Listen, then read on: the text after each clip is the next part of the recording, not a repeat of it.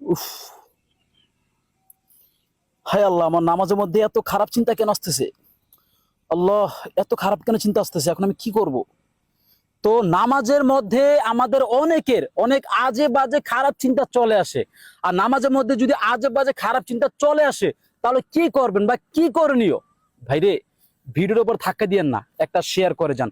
আপনার একটা শেয়ারের জন্য লক্ষ কোটি মানুষ এই ভিডিওটা দেখবে এবং এই সঠিক গুরুত্বপূর্ণ মাসালাটা জানতে পারবেন। আপনিও অগণিত অসংখ্য নেকির অংশীদার হবেন ইনশাআল্লাহ।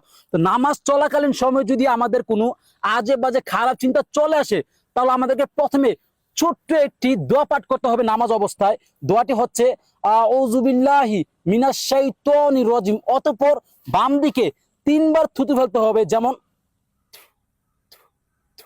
মানে এমন ভাবে ফেলবেন যেন আপনার অপর পাশে যে ব্যক্তি আছে তার উপর যেন না পড়ে যায়, খুব আস্তে আস্তে।